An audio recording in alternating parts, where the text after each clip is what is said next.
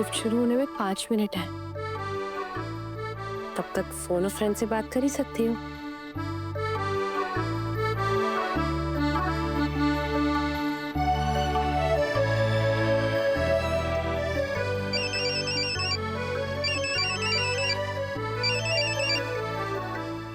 Hello. हाय। आज सुबह सुबह मेरी याद कैसे आ गई? काम पे नहीं जाना? मैं अपने काम पे ऑलरेडी पहुंच भी गई हूँ। जब बॉसेस इतने अच्छे हो तो कौन अपना काम मिस करेगा? अच्छे बॉसेस?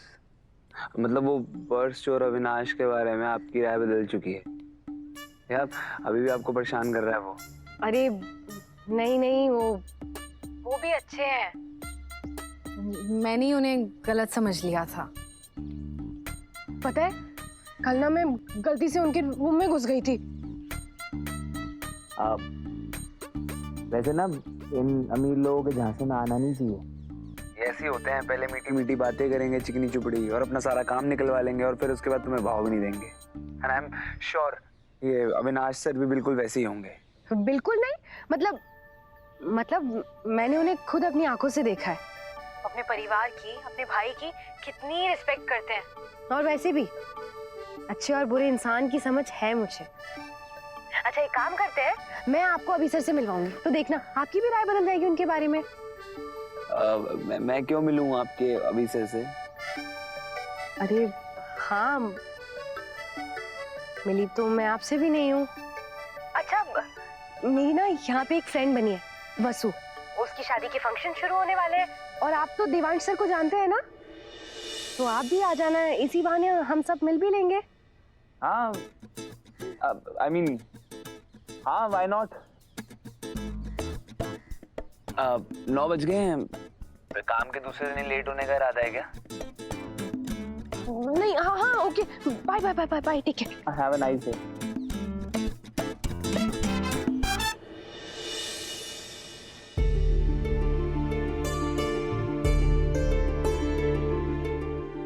अरे बैठो कृष्ण।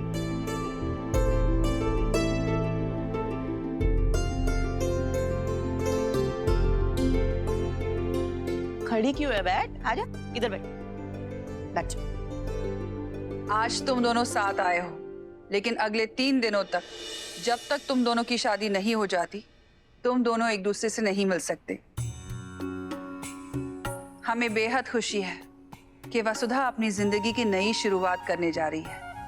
हमारा आशीर्वाद हमेशा तुम दोनों के साथ है। हनुमंत ने हमेशा इस घर को अपने से बढ़कर माना है, लेकिन वसु ने हमेशा हमें ये एहसास दिलाया है कि वो इस घर की बेटी ही है। इसलिए हम वसुधा को चौहान क्वार्टर्स में एक घर आशीर्वाद स्वरूप भेंट करते हैं।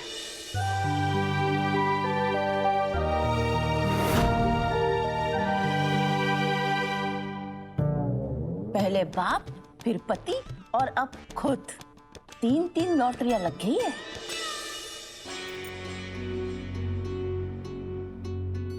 नहीं नहीं देवी हुकुम, हमारी सेवा ने इतना सम्मान ना दीजिए। और वैसे भी आप माधव जी को तो एक घर पहले ही दे चुके हैं। चल झूठी, मन से तो पूरा घर हटने का प्लान होगा इसी को। उस घर की किस्तें तो माधव अपनी मेहनत से भर रहा है, लेकिन ये घर हम तुम्हें देना चाहते हैं वसुधा, क्योंकि हमारा ये मानना है कि समाज में हर लड़की को अपने पैरों पर खड़ा होना चाहिए, ताकि वो जिंदगी में कभी किसी की मोहताज न रहे और जरूरत पड़ने पर अपने परिवार की मदद कर सके। और फिर इसी बहाने तुम हमारे पास भी रहोगी।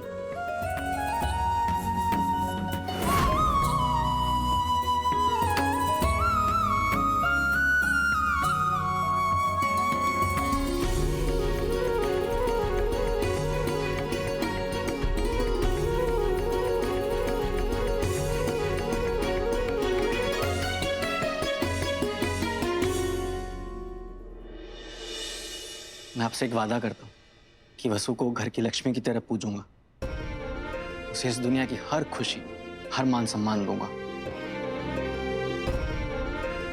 हमें तुम पर पूरा भरोसा है माधव, लेकिन वसुधा ना सिर्फ इस घर में काम करती है, बल्कि हमारी कंपनी की ब्रांड एम्बेसडर भी है। और इसी की वजह से कस्टमर्स हमारे ब्रांड से जुड़े हैं और हमारे ब्रांड सत्व को करोड़ों का मुनाफा हुआ है। लेकिन वसुधा ने आज तक हमसे कभी कुछ नहीं मांगा, इसलिए ये घर उसका अधिकार है, क्योंकि ये उसकी मेहनत की कमाई है। आपका बहुत बहुत धन्यवाद हुकुम। छोरी, कंवर जी, हुकुम का आशीष ले लीजिए। खुश रहो। सावित्री, सबका मुंह मीठा करवाओ।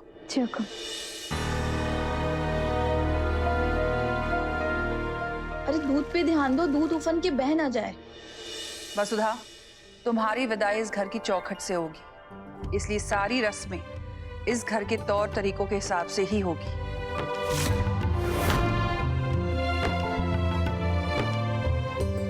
ये है मनसुख लाल जी, उदयपुर के सबसे बड़े ज्वेलर। नमस्ते। हुकुम आपने जैसा कहा था, मैं वैसा ही एक से एक भारी जेवर लेकर आया हूं। दिखाइए दिखाइए। जी।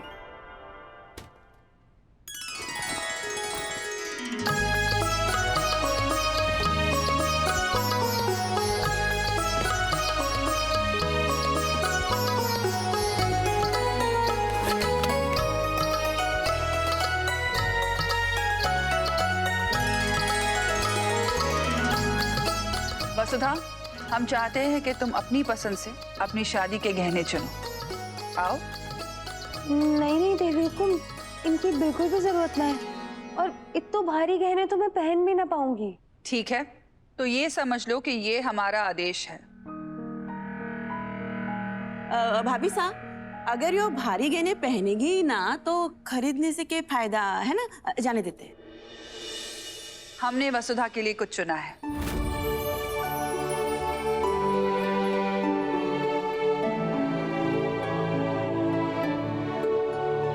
माधव, आओ और अपनी होने वाली दुल्हन को अपने हाथों से ये हार पहना।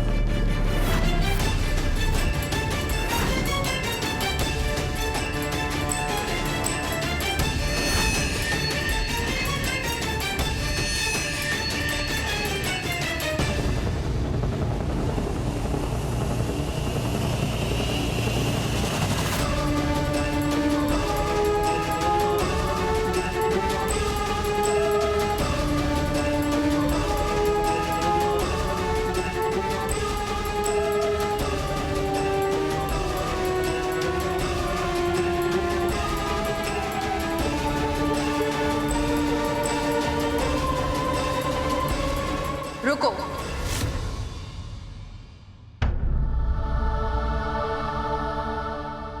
ये काला धागा तुम्हारे गले से निकाल दो, तभी समझ में आएगा कि ये हार तुम पर कैसा दिखेगा।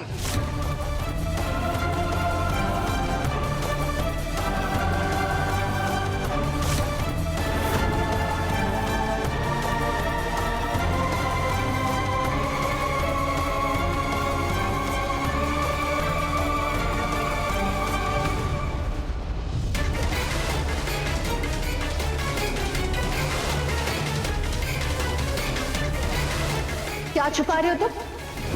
कुछ चुराया ना तुमने? दिखाओ दिखाओ। वसु, कब से आवाज दे रही हूँ, तुम्हें सुनाई नहीं दे रहा है? उस दिन भी ये ऐसा ही कुछ छिपा रहे थे, आखिर चक्कर क्या है? निकालो वसुधा, हम तुम्हारी मदद कर देते हैं। इसको पकड़ो, मैं अभी आ रही हूँ।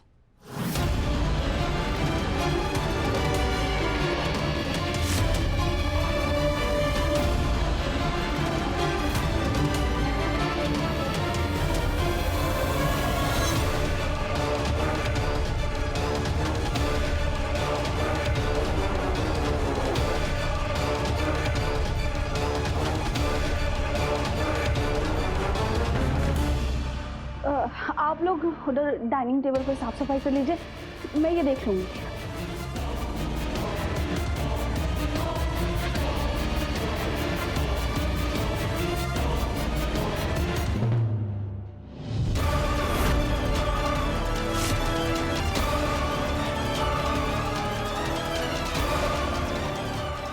हे माता माई, कोई रास्ता दिखाओ।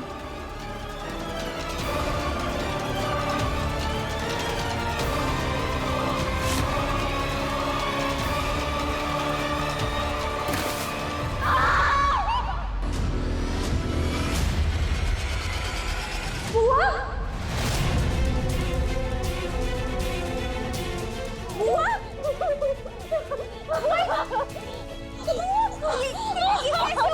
सावित्री, कोई बर्फ लेकर आओ।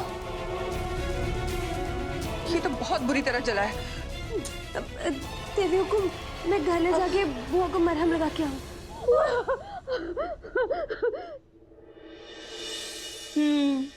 अब एक अस्पताल ही खुलवा दो नौकरानी के लिए। अरे मैं ठीक हूँ लाडो, मैं बिल्कुल कैसे ठीक हूँ बुआ। आप अपनी हालत देखिए, बैठिए यहाँ पे और म्हारे को हमारा काम करने दीजिए। हमारे को पता है आपने हमारे को बचाने के लिए किया ना, है ना? लाइए हाथ दीजिए। क्या जरूरत इतनी बहादुरी दिखाने की?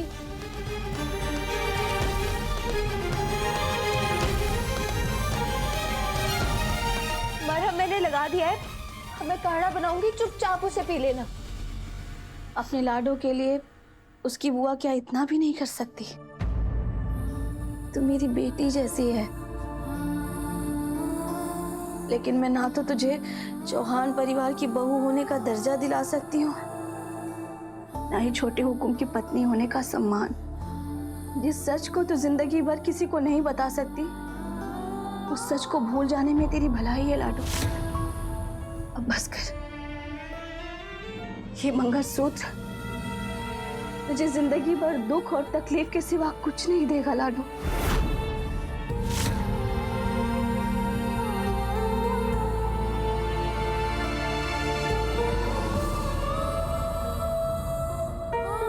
इससे पहले कि यह मंगलसूत्र तेरी खुशियों का गला घोट दे, अपने गले से उतार दे इसे, हमेशा हमेशा के लिए।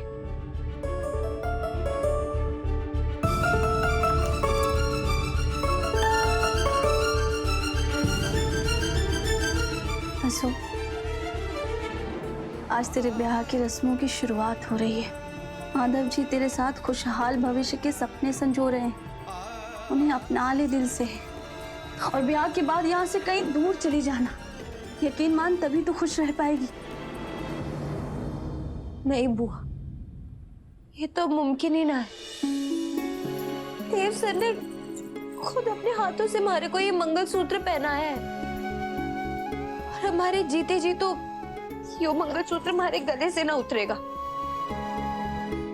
अब यो मंगलसूत्र हमारे सुहाग, हमारी सच्चाई का भी प्रतीक है।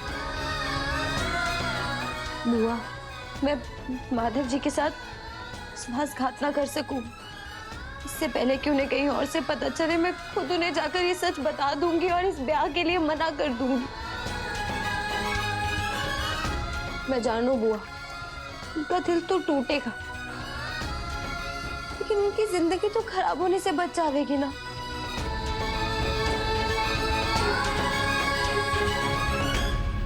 बुआ, देवी हुकुम ने हमारे को घर दिया, कहने दिए, घर की बेटी का सम्मान दिया, और मैं जानू बुआ, लोग कहेंगे कि मैं धन दौलत के लालच में घर के बेटे ने फंसाना चाहती, लेकिन हमारी माता माई हमारा सच जाने, उन्हें पता है कि हमारे को किसी से कुछ ना चाहिए, ना ही हमारे को बहू का दर्जा चाहिए, और ना ही पत्नी का सम्मान। बुआ, हमारे को हमारे तीरथ से दूर ना जानो, यही रह के सबकी सेवा करनी है। बुआ, मारे से मारा यो सच मत छीनिए। मैं चुपचाप अपने इस सच के साथ अपनी पूरी जिंदगी बिता लूंगी, और मैं खुशी खुशी। बस बहुत हो गई तेरी नादानी। इतनी तकलीफ में और मैं बस तमाशा देखती रहूं चुपचाप। मान ले मेरी बात, उतार दे इस बंधन को और हो जा आजाद। नहीं हुआ, अभी वो बंधन ही हमारा सच है। ठीक है जी, तो मैं इसे ना उतारूंगी। तो फिर ये पाप तेरी बुआ को ही करना पड़ेगा। मारे से हमारी जान मांग लीजिए, लेकिन हमारा मंगलसूत्र मत मांगिए। तुझे मेरी कसम ला दो बुआ, तुझे ये बंधन आज तोड़ना ही पड़ेगा। और अगर तूने मेरी बात नहीं मानी, तो अपने बुआ का मरा मुंह देखेगी।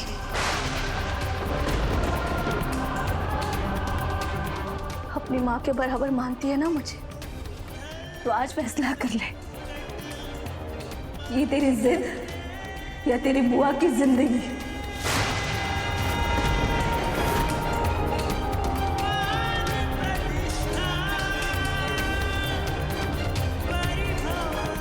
बुआ, अरे को ऐसे धर्म संकट में मत डालिए। तूने और कोई चारा छोड़ा ही नहीं। सोच ले वसु, तूने ये मंगलसूत्र अगर नहीं उतारा तो अपनी बुआ का मरा हुआ मुंह देखेगी।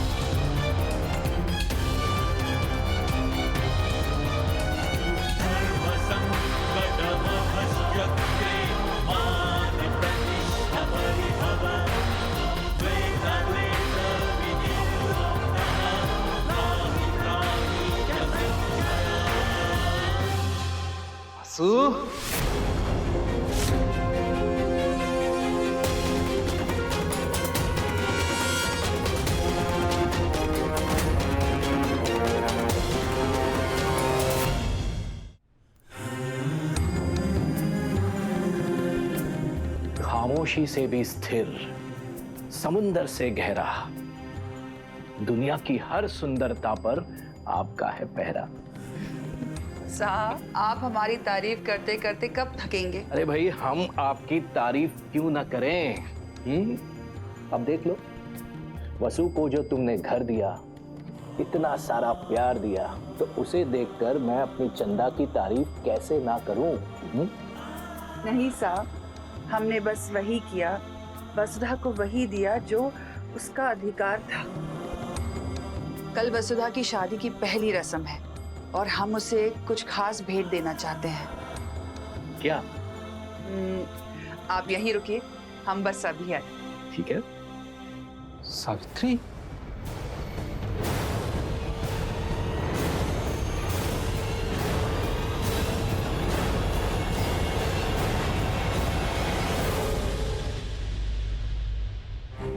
क्या हुआ सावित्री? वो कुछ नहीं भाई साहब, हाथ जल गया था ना, तो वसु मरहम लगा के फूंक मार रही थी। हाँ, अब तो ठीक है ना तारा? अस्पताल तो ले जाने की जरूरत ना है? नहीं भाई साहब, वसु ने मरहम लगा दिया, शाम तक आराम हो जाएगा। तो ठीक है, अब दोनों जने जल्दी से कोठी चलो, वहाँ मेहंदी की तैयारियां शुरू हो गई हैं। अरे क्या धूम मची है सावित्री, हुकुम ने मैंने आज से पहले इतना खुश कभी ना देखा। चल भाई साहब, आप चलिए, हम लोग थोड़ी देर में आ रहे हैं। अच्छा, जल्दी आना। हाँ जी।